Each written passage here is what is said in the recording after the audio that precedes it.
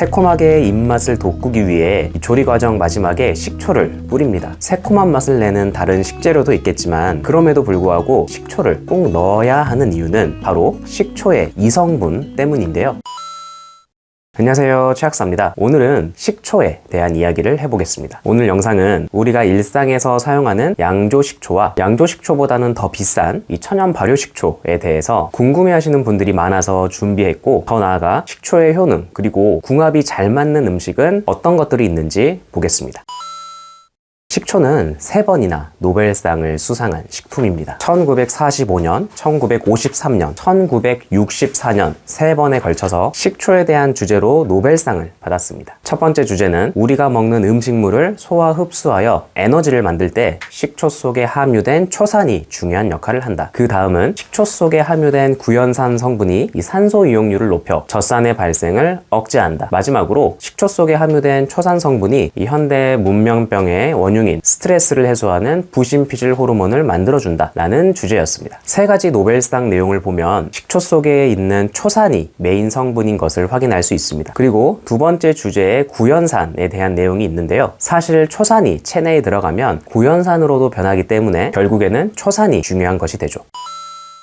우리 집 주방에서 흔히 요리할 때 사용하는 식초는 양조식초입니다. 그리고 요즘에는 식초를 물에 타서 드시는 분들도 많은데요. 물에 탈 때는 주로 천연 발효식초를 많이 사용하죠. 당연히 이 천연 발효식초가 양조식초보다 좋은 면이 있습니다. 천연 발효식초에 대해 간단히 설명드리면, 발효를 자연적으로 충분한 시간 동안 진행시켜 원재료들에서 각종 이 생리활성 물질들이 만들어지게 하는 것입니다. 이 생리활성 물질들이 우리 몸에 들어오면 좋은 역할들을 많이 하죠. 그래서 이러한 천연 발효 식초에 대한 효능을 강조하는 영상들이 많은데요. 그런데 이러한 천연 발효 식초의 효능을 강조하는 영상들을 자주 접하다 보면 우리 일상 요리에서 사용하는 양조 식초를 무의식적으로 무시하게 되는 경향이 있습니다. 하지만 식초에 있어서 본질은 식초의 주 성분인 초산입니다. 노벨상 주제도 식초의 생리활성 물질이 아니라 식초의 초산이었죠. 초산은 양조 식초, 천연 발효 식초 똑같이 풍부하게 들어있습니다. 그래서 정리를 해보면 식초를 물에 타서 드실 분들은 천연 발효 식초를 사용하는 게 맞습니다. 하지만 우리가 일상에서 요리를 할 때는 굳이 이 더 비싼 천연 발효 식초를 사용할 필요가 없다라는 거죠. 사실 이 양조 식초와 궁합이 잘 맞는, 일상에서 쉽게 구할 수 있는 좋은 식재료를 통해서 더 많은 생리활성 물질들은 충분히 얻을 수 있습니다. 그래서 오늘은 식초의 주성분인 이 초산의 효능과 식초와 궁합이 잘 맞는 음식들에 대해 알아보겠습니다.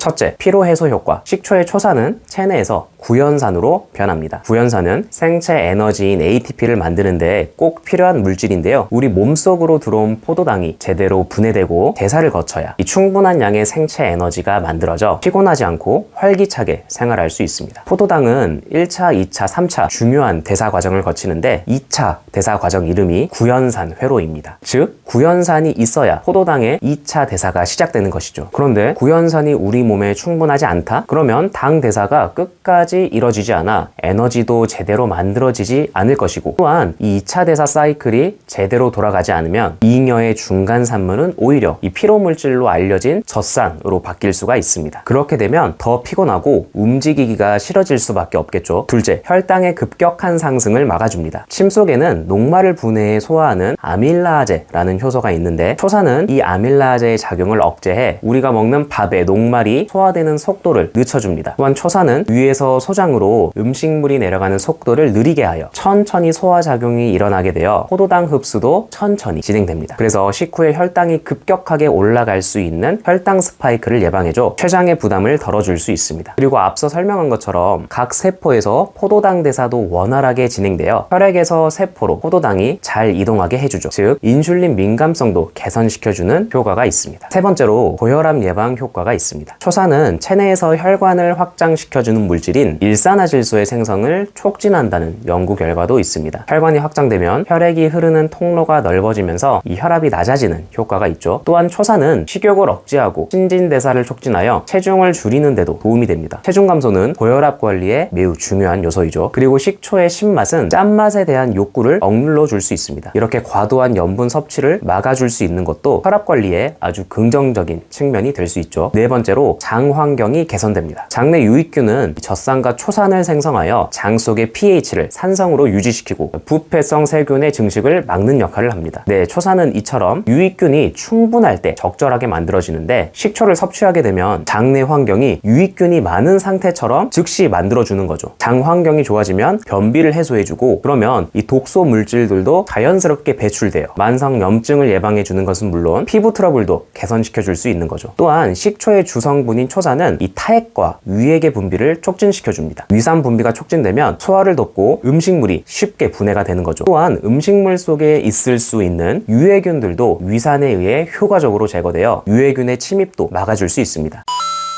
첫 번째 음식은 바로 파래 초무침입니다. 생각만 해도 입에 침이 고이는 음식이죠. 이 파래에는 칼슘, 칼륨이 풍부하게 들어있습니다. 특히 칼슘은 우유의 5배나 더 많이 들어있는데요. 식초의 초산은 칼슘의 흡수를 도와줍니다. 일반적인 상태에서의 칼슘은 우리 몸에서 흡수가 잘 안 되는 형태인데 식초의 초산과 만나서 만들어진 초산 칼슘은 일반 칼슘보다 흡수를 더 잘할 수 있습니다. 또한 파래에는 식이섬유가 풍부해 장 운동을 활성화시키는데요. 장 환경을 개선시켜주는 식초의 초산과 만난다면 변비로 고생하시는 분들에게 아주 좋은 조합이 될 수 있습니다. 두 번째, 이 오징어 미나리 초무침. 오징어에는 돼지고기, 소고기의 이 수십 배에 달하는 타우린 성분이 들어있습니다. 타우린은 바카스의 주성분으로 유명하죠. 피로 해소 효과가 탁월하고 숙취에도 아주 효과적인 물질로 알려져 있습니다. 그리고 오징어에는 셀레늄 성분도 풍부하게 들어있는데요. 이 셀레늄은 인체에서 강력한 항산화 작용을 하여 염증을 억제하여 우리 세포를 보호하고 중금속 해독과 발암물질을 차단하는 역할을 할 수 있습니다. 미나리는 독을 풀어주고 피를 맑게 해주는 대표적인 식품이죠. 미나리에는 피라진, 아스파라긴산, 퀘르세틴이 풍부한데요. 퀘르세틴은 강력한 항산화 물질로 특히 이 간에 발생한 염증을 잘 다스려줍니다. 피라진과 아스파라긴산은 이 간세포의 재생을 도와 해독이 빠르게 이뤄질 수 있도록 만들어주며 해독 과정에서 발생한 불순물을 배출시켜줍니다. 오징어 미나리 초무침도 생각만 해도 침이 고이네요. 밥상에 자주 올리시면 건강에 큰 도움이 되겠습니다.